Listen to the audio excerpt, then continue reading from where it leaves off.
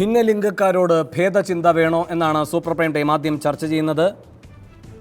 ദീപ്തി, ഇന്നലെ Thrissur KSRTC bus stand പരിസരത്ത് എന്താണ് സംഭവിച്ചത്?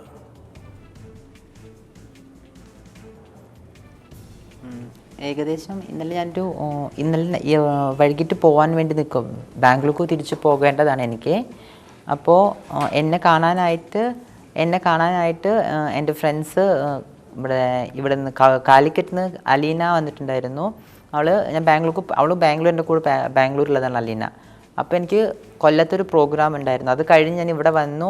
അപ്പോൾ ഇവിടെ സ്റ്റേ ചെയ്തിരിക്കുകയായിരുന്നു തൃശ്ശൂരെ. കാരണം എനിക്ക് ആക്സിഡൻ്റ് ആയതുകൊണ്ട് അധികം ട്രാവലിംഗ് ചെയ്യാൻ പറ്റാത്തതുകൊണ്ട് ഞാൻ റൂം എടുത്ത് സ്റ്റേ ചെയ്തിരുന്നു വൺ ഡേ. ഇന്നലെ ഇന്നലെ തിരിച്ചു പോകണം. അപ്പോൾ അതിന് വേണ്ടിയിട്ട് നിൽക്കുന്ന സമയത്തായിരുന്നു രാഗരഞ്ജിനി വന്നിട്ട് എന്നെ വിളിച്ചു. മമ്മി എവിടെയുള്ളത്, എനിക്ക് മമ്മീനൊന്ന് കാണണം, ആക്സിഡൻ്റ് ആയിട്ട് 2 വീക്സ് ബാക്കായി ആക്സിഡൻറ്റ്. അപ്പോൾ അതുകൊണ്ട് കണ്ടിട്ടില്ലല്ലോ, അപ്പോൾ എനിക്ക് കാണണം എന്നുള്ളതിൽ എന്നെ വിളിച്ച് വരുത്തിയിരുന്നു. ശരി മോളെ, ഞാനിവിടെ ഉണ്ട്, തൃശ്ശൂരുണ്ടെന്ന് പറഞ്ഞപ്പോൾ എന്നെ കാണാൻ വന്ന് സംസാരിച്ചു. ഞാനും അലീനയും രാഗരഞ്ജിനും 3 പേര് സംസാരിച്ചപ്പോൾ രാഗരഞ്ജിനി പറഞ്ഞു, വാ മമ്മി നമുക്ക് ചായ കുടിക്കാം, അല്ലെങ്കിൽ ഭക്ഷണം എന്തെങ്കിലും കഴിച്ചിട്ട് വരാമെന്ന് പറഞ്ഞപ്പോൾ ഞങ്ങൾ 3 പേരും ഇറങ്ങി. അപ്പോൾ ഞാൻ ചോദിച്ചു, അങ്ങനെയെങ്കിലും എനിക്കൊന്ന് ബാംഗ്ലൂർക്ക് പോയ ബസ്സിൻ്റെ സമയവും എനിക്കൊന്ന് അറിയാമെന്നുള്ളതിൽ ഞാൻ അവിടെ നിന്ന് ഇറങ്ങി ആരാധന ഹോട്ടലിൻ്റെ അടുത്ത്, അത് KSRTCയുടെ ലെഫ്റ്റ് സൈഡിൽ എമറാൾഡിൻ്റെ ഫ്രണ്ടിൽ ആരാധന ഹോട്ടലിൻ്റെ അടുത്തുള്ള അവിടെ ചെറിയൊരു തട്ടുകട ഹോട്ടലിൽ വന്നിട്ട് ചായ കുടിക്കാൻ ഞങ്ങളിപ്പോൾ കയറി. അവിടെ ചായ കുടിച്ചു, ഫുഡ് കഴിച്ചു. അവിടുന്ന് ഇറങ്ങിയ സ്റ്റെപ്പ് ഇറങ്ങിയിട്ടേ ഉള്ളൂ. അപ്പം തന്നെ ഈ ഫിലിമിലൊക്കെ ഉള്ളതുപോലെ പോലീസ് ജീപ്പ് ഒരു വൈറ്റ് സുമോ വന്ന് ഇങ്ങനെ ക്രോസ് ചെയ്ത് നിർത്തിയിട്ട് പറഞ്ഞു, ഒന്നും മിണ്ടിയില്ല. അവർ പെട്ടെന്ന് ചാടി ഇറങ്ങി, ഡ്രൈവർ അടക്കം ചാടി ഇറങ്ങി. 3 പോലീസ് ഇറങ്ങി. ഞങ്ങൾ 3 പേരായിരുന്നു. 3 പേരെ അടിച്ച് ഒന്നും പോടാന്ന് പറഞ്ഞിട്ട് അടിച്ച് ഓടിച്ചു. ഞാൻ ആക്സിഡൻ്റ് ആയിട്ടുള്ള കാലും വെച്ച് എൻ്റെ കാലിന് എല്ലിന് ഫ്രാക്ചർ ഉണ്ട്. ആ കാലും വെച്ച് ഇവിടെ നിന്ന് ആരാധന ഹോട്ടൽ തൊട്ട് എമറാൾഡ് ഹോട്ടൽ വരെ എന്നെ ഓടിപ്പിക്കുകയായിരുന്നു. സാറേ എൻ്റെ കാല് ആക്സിഡൻ്റ് ആണെന്ന് പറഞ്ഞിട്ടും എന്നെ പോടാന്ന് പറഞ്ഞിട്ടാണ് അടിച്ചോടിപ്പിച്ചു. ഞാൻ തിരിഞ്ഞു നോക്കുമ്പോൾ ഇവരിനൊക്കെ അടിക്കുവാണ്. അലീന ഒരു വഴിക്ക്, രാഗരഞ്ജിന് ഒരു വഴിക്ക്, ഞാനൊരു വഴിക്ക്. പിന്നെയാണ് ഫോൺ കോൺടാക്ട് ചെയ്ത് ഞങ്ങളൊക്കെ ഒരുമിച്ച് എവിടെയാണ് എന്താണെന്നുള്ളത് ഞങ്ങൾ കോൺടാക്ട് ചെയ്തു. അവിടെ നിന്ന് ഞങ്ങൾ തീരുമാനിച്ചാണ് ഹോസ്പിറ്റലിൽ പോയി. നോക്കുമ്പോൾ രാഗരഞ്ജിൻ്റെ ശരീരത്തിൽ നിന്നൊക്കെ ബ്ലഡ് ഒഴുകുമായിരുന്നു. ചൂറിൽ കൊണ്ട് അടിച്ചിട്ടുള്ളത്. എൻ്റെ തൊടയിൽ അടി പറ്റിയിട്ടുണ്ടായിരുന്നു. അത് ഞാൻ എനിക്ക് വേദന ഉണ്ടായിരുന്നു. പക്ഷെ രാവിലെ നോക്കിയപ്പോഴാണ് ഫുള്ള് ബ്ലഡ് കട്ടയിട്ടിരിക്കുകയായിരുന്നു. അങ്ങനെ ജില്ലാ ഹോസ്പിറ്റലിൽ പോയി. അവിടെ പോയിട്ട് ഞങ്ങൾ ട്രീറ്റ്മെൻറ്റ് എടുത്തു. അങ്ങനെ സംഭവങ്ങളൊക്കെ പറഞ്ഞു. പോലീസ് വന്ന് അടിച്ചതാണ്. എല്ലാ സംഭവങ്ങളും എടുത്ത് തുറന്ന് പറഞ്ഞ ശേഷം പോലീസുകാർ വന്നിട്ട് ഡോക്ടേഴ്സ് വന്നിട്ട് അവിടെ നിന്ന് ട്രീറ്റ്മെൻറ്റ് തന്നു. ട്രീറ്റ്മെൻറ്റ് എന്ന് വെച്ചാൽ രാഗരഞ്ജിനിയുടെ മുറിവിലൊക്കെ ഒന്ന് ഒത്തിരി മെഡിസിനൊക്കെ വെച്ച് പഞ്ഞി വെച്ച് കെട്ടി എനിക്ക് ഒരു പെയിൻ എന്ന് പറഞ്ഞപ്പോൾ പെയിൻ കില്ലർ ഇഞ്ചക്ഷൻ തന്നു. അത്രേ തന്നിട്ടുണ്ടായിരുന്നുള്ളൂ. അത് കഴിഞ്ഞ ശേഷം ഞങ്ങൾ പറഞ്ഞു ഞങ്ങൾക്ക് അഡ്മിറ്റ് ആവണം, കാരണം ഞങ്ങൾക്ക് ഇതിങ്ങനെ കേസ് കൊടുക്കേണ്ടതാണ്, ഞങ്ങളുടേതായ ആൾക്കാർ വരാനുണ്ട്, കേസ് കൊടുക്കണം. അപ്പോൾ അവിടുത്തെ ഒരു ഡോക്ടർ പറഞ്ഞു, കേസിനുള്ളത് കേസിനുള്ള പരിക്കൊന്നും നിങ്ങൾക്കില്ല, നിങ്ങൾക്ക് ഇവിടെ സ്ഥലമില്ല, നിങ്ങൾ പോയിക്കോളൂ, നിങ്ങൾ അതിൻ്റെ ആവശ്യമൊന്നുമില്ല, നിങ്ങൾക്ക് വേണ്ട മെഡിസിനൊക്കെ ഞങ്ങൾ തന്നിട്ടുണ്ട് എന്നൊക്കെ പറഞ്ഞു. ഇല്ല, ഞങ്ങൾക്ക് അവിടെ നിന്നേ പറ്റൂ, ഞങ്ങൾക്ക് അഡ്മിറ്റ് ആവണം, കാരണം ഈ രാഗരഞ്ജിനിക്ക് എന്ന് പറഞ്ഞ വ്യക്തിക്ക് പോകാൻ വീടില്ല. ആ കുട്ടി വീട്ടിൽ നിന്ന് പുറത്തിറങ്ങിയിട്ട് കുറച്ച് വർഷങ്ങളായിരിക്കുന്നു. അപ്പോൾ വീടില്ല. ആ കുട്ടി കുന്നംകുളത്ത് എവിടെയോ താമസിക്കുന്നത്. ആ സമയം ഒരു 2:30-3 മണിയായിട്ടുണ്ട് ഈ സംഭവം. രാത്രി ഞങ്ങൾ ഹോസ്പിറ്റലിൽ ചെയ്യുമ്പോൾ. അപ്പോൾ ആ സമയത്ത് ആ കുട്ടിക്ക് പോകാനായിട്ടോ അല്ലെങ്കിൽ എനിക്ക് പോകാനായിട്ടോ ഞങ്ങൾ 3 പേരുണ്ടായിരുന്നുള്ളൂ. ഞങ്ങൾക്ക് അഡ്മിറ്റ് ആവണമെന്ന് പറഞ്ഞപ്പോൾ ആ ഡോക്ടർ ഞങ്ങൾ ഷൗട്ട് ചെയ്യായിരുന്നു, നിങ്ങൾ തോന്നിയ ദിവസം കാണിക്കാനുള്ളതല്ല ഹോസ്പിറ്റലിൽ, നിങ്ങൾ എല്ലാവരും കൊണ്ട് അഡ്മിറ്റ് ആക്കണതാണ്, അതിനുള്ള പരിക്കൊന്നും നിങ്ങൾക്ക് ഇല്ല, നിങ്ങൾക്ക് പോവാം എന്ന് ഷൗട്ട് ചെയ്തു. അങ്ങനെയാണ് ഞങ്ങൾ ശീതളിനെ വിളിച്ചത്. ശീതളിനെ വിളിച്ചിട്ട് ശീതൾ അപ്പോഴേക്കൊരു 3-3:30 ആകുമ്പോഴേക്കും ശീതൾ വന്നു. ഞങ്ങൾ എല്ലാ കാര്യങ്ങളും സംസാരിച്ചു. പക്ഷേ ഈ കേരളത്തിൽ നിന്ന് ഞാൻ ഇപ്പോൾ എന്നല്ല, ഒരു 15 വർഷം മുമ്പ് ഞാൻ ഇതേപോലെ അനുഭവിച്ചിട്ടുണ്ട്. അപ്പോൾ ഞാൻ ഇവിടുന്ന് ഓടിപ്പോയതാണ് ബാംഗ്ലൂരിലോട്ട്. അവിടെ നിന്ന് ഞാൻ എൻ്റെ എല്ലാ സർജറിയും കഴിഞ്ഞ് ഞാൻ ഇപ്പോൾ ഒരു പ്യൂർ ലേഡി എന്നുവെച്ചാൽ ട്രാൻസ്സെക്ഷലായി ഒരു ലേഡിയെ പോലെ ഞാൻ വന്നിരിക്കുകയാണ്. എന്നിട്ട് പോലും നമ്മുടെ കേരളത്തിലെ സമൂഹത്തിൽ ഈ പോലീസുകാർ നമ്മൾ മനസ്സിലാക്കുന്നത് എന്തിനാണ് ഞങ്ങളിങ്ങനെ അടിച്ചു ഉപദ്രവിക്കുന്നത്, അല്ലെങ്കിൽ എന്ത് തെറ്റാണ് ഞാൻ ചെയ്തിരിക്കുന്നത്. ഇപ്പോൾ നാളെ മേലാക്കാൻ ഞാൻ എൻ്റെ അമ്മയോ അല്ലെങ്കിൽ എൻ്റെ ബ്രദറോ ആരുടെയും കൂടെ ഞാൻ അതുപോലെ എനിക്ക് ബസ് ട്രാവലിംഗ് ചെയ്യേണ്ട സമയം വരുമ്പോഴും അപ്പോഴും ഇങ്ങനെ ചെയ്യില്ല എന്ന് എന്താണ് ഉറപ്പ്? പോലീസ് എന്തു പറഞ്ഞാണ് അടിച്ചത്? ഡോക്ടർ പറ്റില്ല എന്ന് പറഞ്ഞപ്പോൾ പോലീസ് ഒന്നും ഞങ്ങളുടെ അടുത്ത് സംസാരിച്ചില്ല. പോലീസുകാർ ഒന്നും സംസാരിച്ചില്ല വെച്ചാൽ ഫിലിമിൽ കാണുന്ന പോലെ ജീപ്പ് വന്ന് നിർത്തി 3 പേര് ഇറങ്ങി അടിച്ചു. അവരുടെ വായിന്ന് വന്ന വാക്ക് പോടാ എന്നാണ്, വേറെ ഒന്നും അവരുടെ വായിന്ന് വന്നിട്ടില്ല. പോടാ പോടാ എന്ന് പറഞ്ഞ് അടിച്ചു ഓടിപ്പിക്കുകയായിരുന്നു. അസഭ്യം പറഞ്ഞിരുന്നോ? നിങ്ങളുടെ പരാതിയിൽ അങ്ങനെ പറഞ്ഞിട്ടുണ്ട്? അസഭ്യം പോലീസുകാരൊന്നും പറഞ്ഞിട്ടില്ല, ഡോക്ടറാണ് പറഞ്ഞത്. ഇങ്ങനെ പറഞ്ഞതിൻ്റെ അടുത്ത് ഈ ഫൈസി എന്ന ഡോക്ടർ എങ്ങനെയാണ് നിങ്ങളോട് പെരുമാറിയത്? ഫൈസി എന്ന ഡോക്ടറാണ് പറഞ്ഞത്, നിങ്ങൾക്ക് ഇവിടെ ഇതില്ല, എന്താ പറയുക, കഴിഞ്ഞു നിങ്ങളുടെ അഡ്മിഷൻ, എന്താ പറയുക, ഇത് നിങ്ങളുടെ മെഡിസിനൊക്കെ കഴിഞ്ഞു, ഇപ്പോൾ കുഴപ്പമൊന്നുമില്ല, നിങ്ങൾക്ക് പോയി റെസ്റ്റ് എടുക്കാം, ഇവിടെ നിൽക്കാൻ പറ്റില്ല എന്ന് പറഞ്ഞു. അപ്പോൾ എന്താ കാരണം?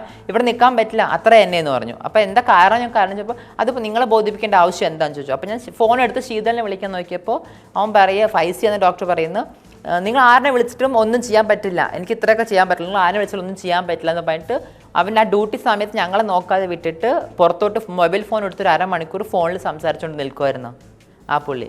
ശരി, ശീതൾ, ഈ കാര്യത്തിൽ ശീതൾ ഇടപെട്ടു. അതിൻ്റെ ഭാഗമായി ആശുപത്രിയിൽ നിന്ന് ചികിത്സ നൽകാൻ കഴിയുന്നൊരു സാഹചര്യവും ഉണ്ടായി. പിന്നീട് നിങ്ങൾ ഈ തൃശ്ശൂർ ജില്ലാ പോലീസ് മേധാവി മുൻപാകെ പരാതിയും സമർപ്പിച്ചല്ലോ. എന്ത് നടപടി ഉണ്ടാകുമെന്നാണ് ജില്ലാ പോലീസ് നേതൃത്വം പറയുന്നത്? ഇതിനോടകം എന്തെങ്കിലും നടപടി ഉണ്ടായിട്ടുണ്ടോ? തീർച്ചയായിട്ടും ഇത് നമ്മൾ തൃശ്ശൂരത്തെ വിഷയം സംസാരിക്കുമ്പോൾ പോലും അതിനപ്പുറത്തേക്ക് കുറച്ച് ദിവസം മുമ്പ് കോഴിക്കോട് നടന്ന വിഷയം നമ്മൾ ആലോചിക്കേണ്ടിയിരിക്കുന്നു. അവിടെ അവരുടെ വിവസ്ത്രരാക്കി അവരുടെ ലിംഗപരിശോധന വരെ നടത്തിയ പോലീസാണ്. അതിനപ്പുറത്തേക്കാണ് തൃശ്ശൂരും ഇത്തരം വ്യാപക അതിക്രമം പോലീസ് അഴിച്ചുവിടുന്നത്. കാരണം ഇപ്പോൾ നമ്മുടെ മുഖ്യമന്ത്രി പറഞ്ഞതുപോലെ പോലീസിൻ്റെ ഭാഗത്ത് നിന്ന് വളരെയധികം വീഴ്ച സ്ത്രീകളുടെ കാര്യത്തിലും കുട്ടികളുടെ കാര്യത്തിലും ഒക്കെ തന്നെ നടക്കുമ്പോൾ പോലും ശരിക്കും സദാചാരപരമായി പെരുമാറാൻ പോലീസ് ഇപ്പോഴും തുനിയുകയാണ്. അത് ട്രാൻസ്ജെൻഡേഴ്സിൻ്റെ നേരെയും അവർ അതിക്രമം നടത്തുകയാണെന്നുള്ളതാണ്. അവിടെയാണ് തൃശ്ശൂരത്തെ വിഷയം വളരെയധികം ചർച്ചയാവുന്നത്. കാരണം ട്രാൻസ്സെക്ഷൽ ആയിട്ടുള്ള 2 ട്രാൻസ്ജെൻഡേഴ്സിനെ എങ്ങനെയാണ് പുരുഷ പോലീസ് കൈകാര്യം ചെയ്യുന്നത്? അഥവാ അവർ ക്രൈം എന്തെങ്കിലും ചെയ്തിട്ടുണ്ടെങ്കിൽ അതിന് നിയമപരമായി നേടുകയല്ലാതെ അവരടിച്ചൊതുക്കി മൃഗീയമായി മർദ്ദിച്ച് വളരെയധികം അവരെ ഫിസിക്കലി വെർബലി ഹറാസ് ചെയ്തുകൊണ്ടാണ് പോലീസ് മുന്നോട്ട് പോയിരിക്കുന്നത്. അതിനപ്പുറത്തേക്കാണ് രാഗരഞ്ജിനി എന്ന് പറയുന്ന വ്യക്തി 2 മാസമായിട്ടുള്ള സർജറി കഴിഞ്ഞിട്ട്, ദീപ്തി ആണെങ്കിൽ അവരുടെ കാലിൽ സ്ക്രാച്ചൊക്കെ ആയിട്ട് വളരെയധികം വേദനയിലായിരുന്നു. ഇത്രയ്ക്ക് വീട്ടിൽ നിന്നും നാട്ടിൽ നിന്നും വിദ്യാഭ്യാസത്തിൽ നിന്നും നിയമങ്ങളിൽ നിന്നും ഒരു തരത്തിലുള്ള ആനുകൂല്യം ലഭിക്കാത്ത ഇവർക്ക് എന്ത് തരത്തിലാണ് ഇവിടുത്തെ നിയമം നൽകേണ്ട പോലീസും പ്രൊട്ടക്ഷൻ നൽകേണ്ട പോലീസും കാണിച്ചു വെച്ചിരിക്കുന്ന ഒരു വ്യത്യാസം എന്ന് പറയുന്നത്? കാരണം നിങ്ങൾ വിഷ്വൽസിൽ വളരെയധികം കണ്ടതാണ്. പട്ടിയെ തല്ലുന്ന പോലെ തന്നെയാണ്, അല്ലെങ്കിൽ പട്ടികളെ പോലും എന്താ പറയുക, അത് അങ്ങനെ ഉപദ്രവിക്കാൻ നമ്മൾ പാടില്ല. കാരണം മൃഗങ്ങൾക്ക് പോലും നമ്മൾ സ്വീകാര്യത കൊടുക്കുന്ന ഒരു നാട്ടിൽ ട്രാൻസ്ജെൻഡേഴ്സിന് ഇത്രയധികം രീതിയിൽ ആക്രമിക്കാനുള്ള എന്ത് മനോവീര്യമാണ് പോലീസിന് തകരാൻ പോകുന്നത് എന്ന് തന്നെയാണ് ഞാൻ ചോദിക്കുന്നത്. മാത്രമല്ല, ഒരു ചികിത്സ തേടി ഒരു ഹോസ്പിറ്റൽ സംവിധാനത്തിൽ ചെല്ലുമ്പോൾ ഒരു MBBS പഠിച്ച ഒരു ഡോക്ടർ പെരുമാറേണ്ട പെരുമാറ്റമല്ല അവിടെ പെരുമാറിയത്. ഫൈസി എന്ന ഡോക്ടർ, ഞാൻ ചോദിച്ചു താങ്കളുടെ പേരെന്താന്ന്, അദ്ദേഹത്തിൻ്റെ പേര് പറയാൻ സമ്മതമല്ല.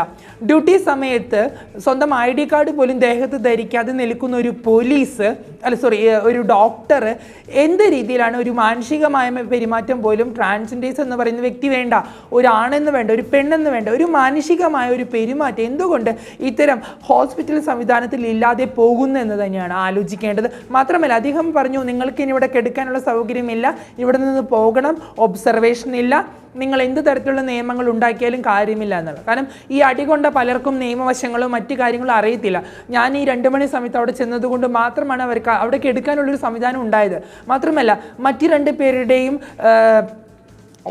ഷീറ്റിൽ നമ്മൾ ചികിത്സയ്ക്ക് എടുക്കുന്ന ഷീറ്റിൽ OP ടിക്കറ്റിൽ ഇവർ അടി കൊണ്ടിട്ടാണ്, അല്ലെങ്കിൽ പോലീസിൻ്റെ അക്രമം അനുഭവിച്ച് വന്ന ആൾക്കാരാണെന്ന് രേഖപ്പെടുത്തിയിട്ടുണ്ടായിരുന്നില്ല. ദീപ്തി വന്നത് കാലിന് സ്ക്രാച്ച് ആയിട്ടാണ്, അലീന വന്നത് ബാക്ക് പെയിൻ ആയിട്ടാണ് എഴുതിയിരുന്നത്. ഞാനത് കണ്ടുപിടിച്ച് വീണ്ടും തിരുത്തി വേറൊരു ഡോക്ടറെ കൊണ്ട് തിരുത്തി എഴുതിപ്പിക്കുകയാണ് ചെയ്തത്. കാരണം അവിടെ അവർ മാനുഷികമായൊരു പരിഗണന പോലും കൊടുക്കുന്നില്ലെന്ന് തന്നെയാണ്.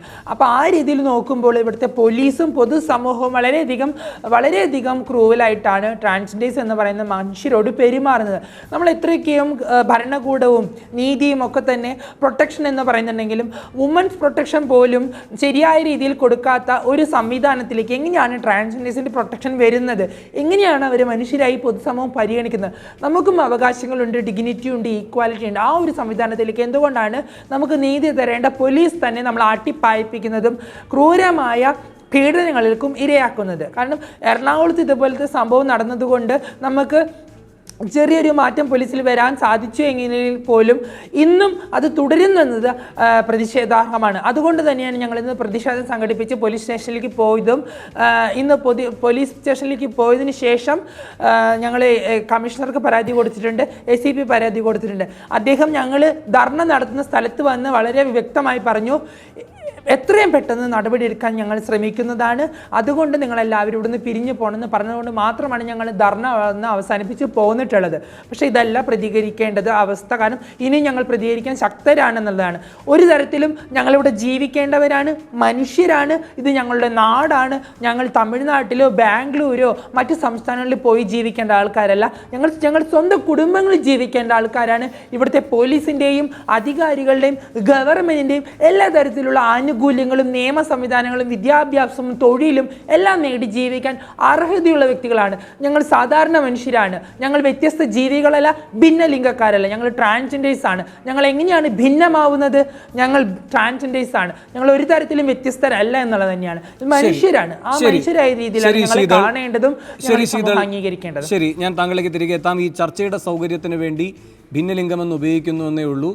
നിങ്ങളുടെ പ്രതിഷേധത്തെ അംഗീകരിച്ചുകൊണ്ട് തന്നെ ഗീത ടീച്ചർ, എന്താണ് ഈ നടക്കുന്നത്? ഇവർ പോലീസിനോട് പരാതി പറഞ്ഞു, പോലീസ് നേതൃത്വത്തെ പരാതി രേഖാമൂലം അറിയിച്ചു, ആക്രമിച്ച പോലീസുകാർ ആരാണ് എന്നറിയാമെന്ന് പറഞ്ഞു, എപ്പോൾ അവരെ കൊണ്ടുവന്നാലും ചൂണ്ടിക്കാട്ടാൻ കഴിയുമെന്ന് പറഞ്ഞു, അവരെന്തൊക്കെ തരത്തിലുള്ള പീഡനങ്ങളാണ് ഇവർക്ക് മേൽ നടത്തിയത് എന്ന് പറഞ്ഞു.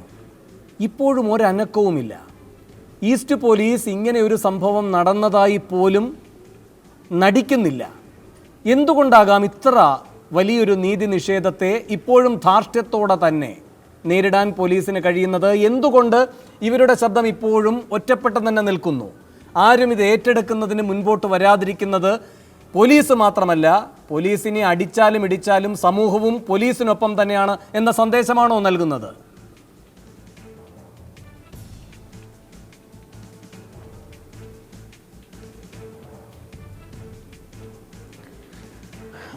വേണു, ഈ ഒരു കാര്യം പറയുമ്പോൾ വ്യത്യസ്തത എന്ന് ഞാൻ പറയുന്നത് ശീതൾ പറഞ്ഞ അർത്ഥത്തിൽ മാത്രമല്ല, മറിച്ച് ഏതെങ്കിലുമൊക്കെ തരത്തിൽ വ്യത്യസ്തരായിട്ട് ജീവിക്കാൻ ആഗ്രഹിക്കുന്ന സർവ്വ മനുഷ്യരോടും പൊതുസമൂഹം, ആ പൊതുസമൂഹത്തിന് ഞാനൊരു വിശേഷണം നൽകാൻ ആഗ്രഹിക്കുന്നുണ്ട്. ആണധികാര പൊതുസമൂഹവും അതിൻ്റെ സംവിധാനങ്ങളും അവരെയൊക്കെ തന്നെ അടിച്ചൊതുക്കുകയും കല്ലെറിഞ്ഞ് നിലയ്ക്ക് നിർത്തുകയും ചെയ്യുന്ന ഒരവസ്ഥയിലേക്ക് കേരളം മാറിക്കൊണ്ടിരിക്കുകയാണ്. അത് നിലനിന്നിരുന്നു, ഒരു പ്രത്യേക കാലഘട്ടം വരെ അത് നിലനിൽക്കുകയും അതിൽ നിന്ന് നമ്മൾ മാറിപ്പോകുന്നുണ്ട് എന്നും പരിഷ്കരിക്കുന്നുണ്ട് എന്നും സംസ്കരിക്കുന്നുണ്ട് എന്നും ഒക്കെ ഭാവിക്കുകയും ചെയ്തുകൊണ്ട് വാസ്തവത്തിൽ അത് മാറുന്നില്ല. പ്രത്യക്ഷത്തിൽ നമ്മൾ എറിയുന്നുവെങ്കിൽ അത് കുറച്ചുകൂടി ശരിയാണ്. മറിച്ച് ഇവിടെ ഒരു പോളിസി വന്നിട്ടുണ്ട്. ആ പോളിസിയിലൂടെ നിങ്ങൾ ഇതാ രക്ഷപ്പെടാൻ പോകുന്നു, ആ പോളിസി നിങ്ങളെ മനുഷ്യരായി പരിഗണിക്കാനുള്ളതാണ്, ഞങ്ങളാണ് നിങ്ങൾക്ക് പോളിസി കൊണ്ടുവന്നത്, ഞങ്ങൾ നിങ്ങളെ തുല്യ പദവിയിൽ പരിഗണിക്കും തുടങ്ങിയിട്ടുള്ള വലിയ